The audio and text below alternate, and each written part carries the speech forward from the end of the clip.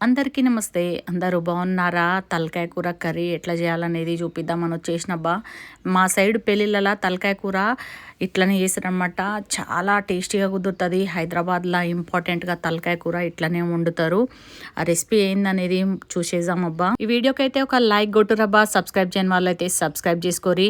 ఈ కర్రీ మొత్తం కుక్కర్లోనే ప్రిపేర్ చేసుకోవాలి.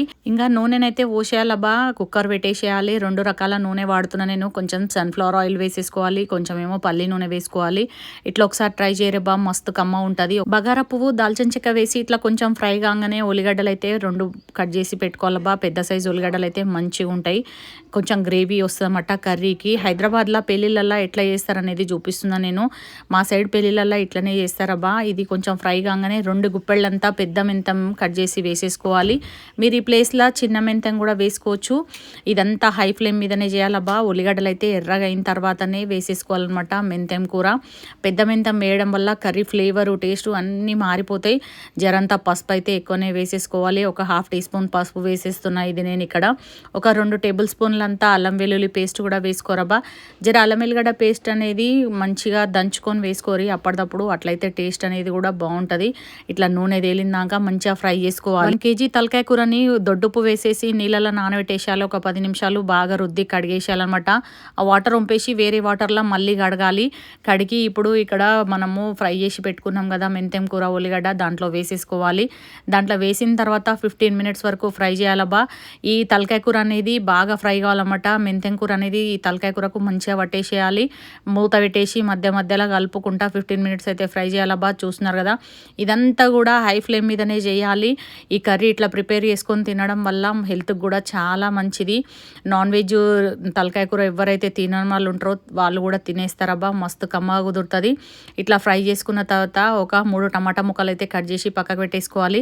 దీనికి సరిపడేటట్టు ఉప్పు, కారం వేసుకోవాలబ్బా. ఇక్కడ కారం కూడా కొంచెం ఎక్కువనే వేసుకోవాలి. ఇక్కడ మనకు కారం వల్లనే గ్రేవీ వస్తామట. కొంచెము కాశ్మీర్ రెడ్ చిల్లీ వేసుకుంటున్నా, అట్లనే నార్మల్ కూర కారం కూడా వేసేసుకుంటున్నా. ఇది వేసేసిన తర్వాత కలుపుకోవాలన్నమాట. ఉప్పు, కారం 2 సమానంగా మంచిగా వేసుకోవాలబ్బా. జరంత కారం ఎక్కువ ఉంటేనే కూర అనేది కమ్మ కుదురుతుంది. 3 టమాటాలు ముక్కలు కట్ చేసుకొని వేసేసుకోరబ్బా. వేసేసుకున్న తర్వాత మంచిగా ఫ్రై చేసుకోరి 10 మినిట్స్ వరకు. నూనె తేలాలి. ఇప్పుడు కూడా ఇట్లా ఫ్రై చేయడం వల్ల కర్రీ కలర్ అనేది మంచిగా వస్తుంది. కొందరు కారం వేయంగానే నీళ్ళు పోసేస్తుంటారు. అట్లా కాదబ్బా, 10 మినిట్స్ మినిమం ఫ్రై చేసుకోవాలి. ఇట్లా ఫ్రై చేసుకున్నాక వాటర్ పోసేసుకోవాలి. ఇది బ్యాచిలర్స్ కూడా మంచిగా ప్రిపేర్ చేసుకోవచ్చు. సింపుల్గా, ఈజీగా తలకాయ కూర ఇట్లా ప్రిపేర్ చేసుకోవడం వల్ల చాలా టేస్టీగా ఉంటుందబ్బా. మీరు కూడా ఒకసారి ఇట్లా ట్రై చేయరి. ఇక్కడనైతే నూనె తేలుతుంది చూస్తారు కదా. ఇప్పుడు ఇంకా వాటర్ వేసేసుకోవాలి. వాటర్ వేసేసుకొని ఒక 10 విజిల్స్ అయితే పెట్టేసేయాలబ్బా. ఇట్లా చేసిన తలకాయ కూర జొన్న రొట్టెలకు మస్తు కమ్మగా ఉంటుందబ్బా. రైస్లకు కూడా బాగుంటుంది. నేనైతే ఒక 6 విజిల్స్ పెట్టేసినబ్బా. 6 విజిల్స్కి అయితే మంచిగా అయిపోయింది. కర్రీ అనేది టేస్టీగా కుదిరింది. ఇట్లా గ్రేవీ కూడా బాగా వస్తుంది. ఈ విషయాన్ని అయితే గుర్తుపెట్టుకొని మెంతం కూర, ఉల్లిగడ్డ, టమాటా వేస్తున్నాం కదా, మనకి ఇది చపాతీలు చేసుకున్నా కానీ బాగానే ఉంటుందబ్బా. ఎందుకంటే తలకాయ కూర గ్రేవీ ఉంటేనే మంచిగా ఉంటుంది. ఒకవేళ మీరు టమాటా వద్దనుకునే వాళ్ళు చింతపండు నానబెట్టి అది కొంచెం రసం కూడా వేసేసుకోరి. ఇట్లా ఉడికిన తర్వాత 6 విజిల్స్ తర్వాత కర్రీ అయితే ఇట్లుందబ్బా. మళ్ళీ మనము స్టవ్ ఆన్ చేసుకోవాలి. ఈ స్టేజ్లోనే ముక్క ఉడికిందో లేదో చూసుకోవాలబ్బా. ఒకవేళ ఉడకకపోతే మళ్ళీ ఒక 4 to 5 విజిల్స్ పెట్టేసేయాలి. ఇప్పుడు మనము గరం మసాలా, ధనియాల పొడి వేసేసుకుందాము.